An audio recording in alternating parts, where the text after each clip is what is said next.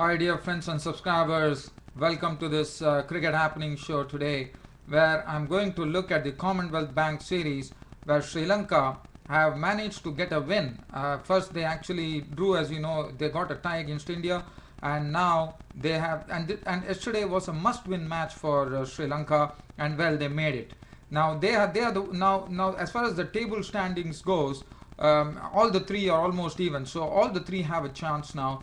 And as I said, Sri Lanka, but it was a must-win match for them to actually stay in the Commonwealth Bank series because India and Australia were running away with it. But now there is competition for India and Australia.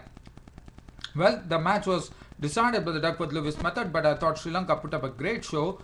They knew that this match has to be won, and they went with all guns blazing, I would say, because they reduced Australia to 158 all out in 40.5 overs. They couldn't even play the full quota, and then Sri Lanka actually reached the target in fine fashion by winning by 8 wickets with the Duckworth-Lewis method, because it was a revised target of 152 because of the rain. Now, just looking at the Australian card, now I would just like to talk about the bowling. The initial spell that was there from Lasith Malinga, Nuwan Kulashekara and Parvez Maroof was something which was the one which really set back Australia, because it was the new captain Ricky Ponting who actually won the toss, standing in place of injured Michael Clarke, and Brett Lee was roped in.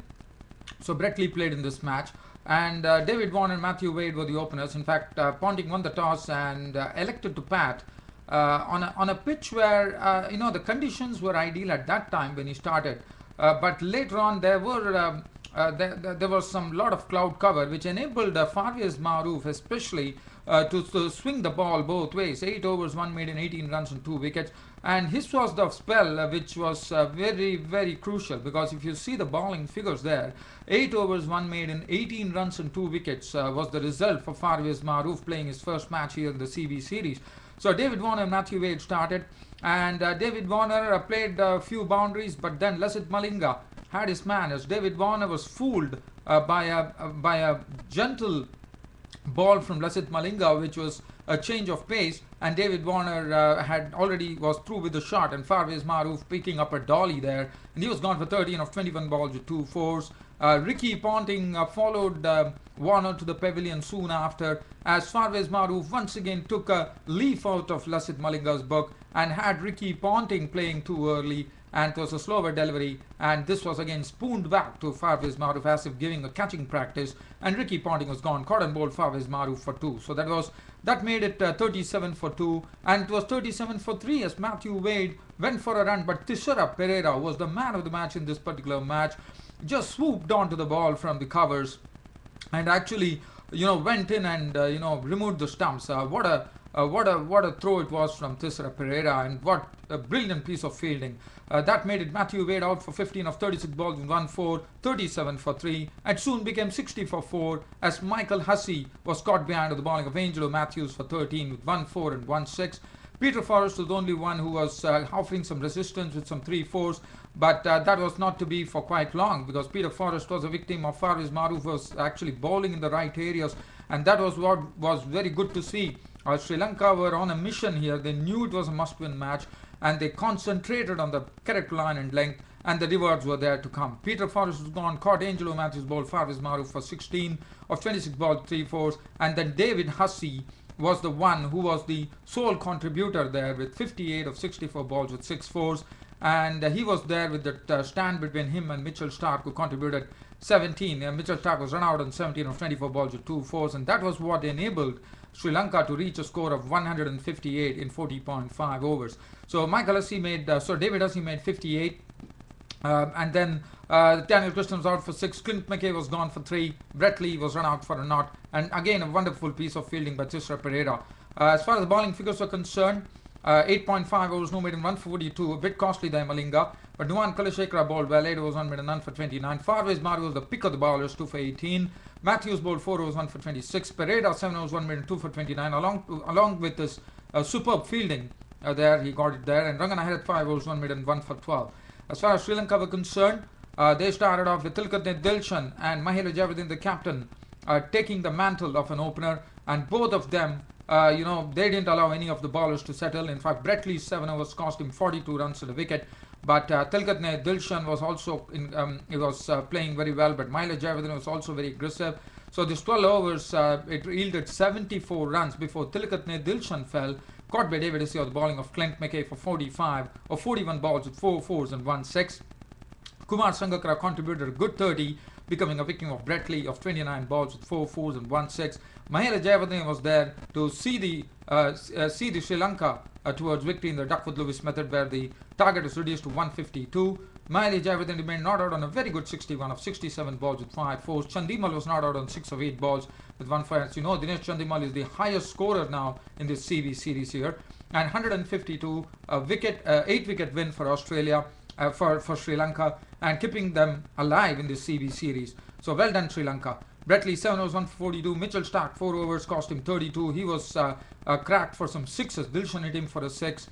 And then Clint McKay 6 overs 1 maiden, 1 for 23, was on the money. Daniel Christian 5.1 overs, no maiden, none for 32. And Xavier Doherty bowled 2 overs, which cost him 18 runs. So that was as far as the CB series match is concerned. So Sri Lanka kept themselves into the CB series by picking up this very good victories. So very good job at Sri Lanka. Mission accomplished, I would say, because the ball is bowled in the right areas, and that's what enabled Sri Lanka to actually put it across Australia.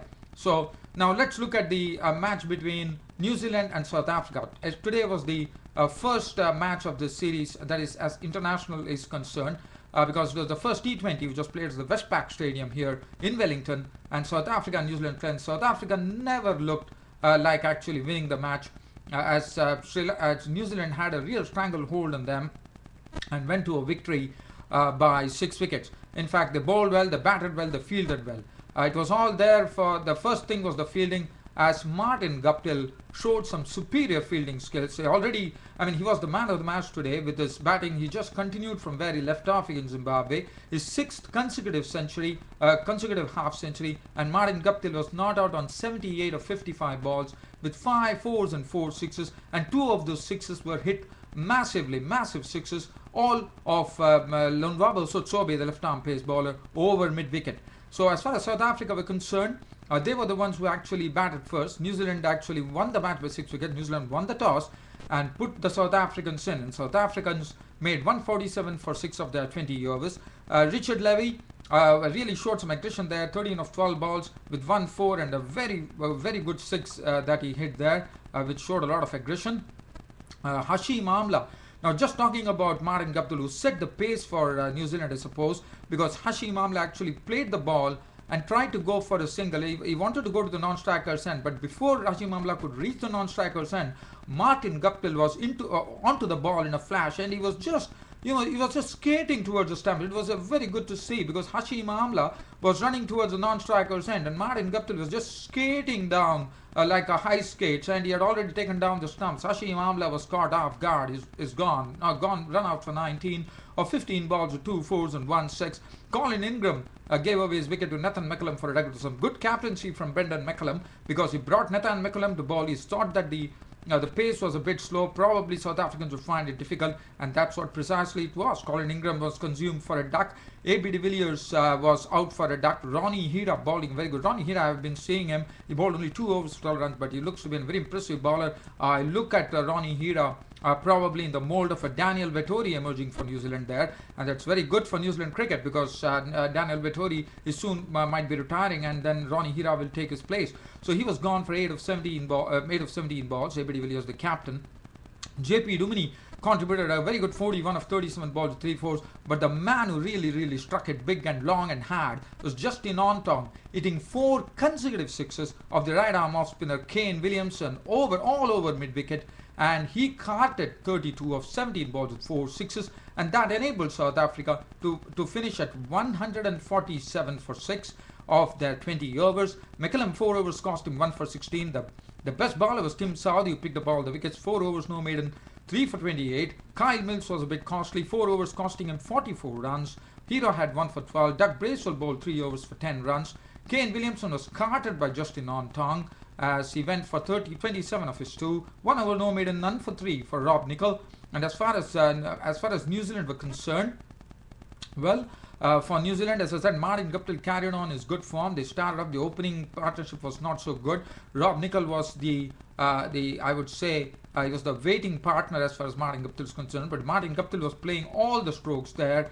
He didn't allow any of the bowlers to settle. He went on with his strokes, and he plays straight very well. And right now he's in prolific form. His 6th consecutive half century, not out on 78 of 55 balls with 5 fours and 4 sixes, netting him the man of the match once again, Martin Guptill. Absolutely hats off to Martin Guptill there. Rob Nicol was the first to go. Julian Theron is bowling his first ball there. Got a wicket as Rob Nicol was consumed by Hashim Amla for 13 of 18 balls with 1 4. And Brendan McCullum, the captain, was clean ball with JP Duminy of 16 of 17 balls. Kane Williamson was run out for 24 of 21 balls with 3 fours. Colin de Granholm lost his wicket to Mon Markel, 2 of 3 balls, and then Franklin was there to see off towards the end as New Zealand went home by 6 wickets on their home ground at Westpac in Wellington. Rob Nicol and Martin Guptill, as I said, was the man of the match. James Franklin contributed 8 runs of 4 balls, remaining unbeaten with 1 4. 148 for 4 was the final score for New Zealand, winning the match by 6 wickets the first match. So that will give them a lot of impetus and momentum to go forward to the series. Morkel had 3 overs for 20. Sotsobe was very costly, 3 overs costing him 28. Mon Markel bowled 4 overs, 1 for 26. Johan Botha 3.2 overs, made none for 24. Johan Theron 4 overs, 1 for 27. JP Duminy bowled 2 overs, which cost him 20 runs and a wicket. Martin Guptill was the man to watch, and he's the man to watch for in this series. And South Africa should be very, very, very about Martin Guptill, because he is the man in peak form, in pink form, and that's what is going to be very good for New Zealand. Well, that's it from me, your host Ram, for the Cricket Happening show for today. See you all tomorrow. Thank you.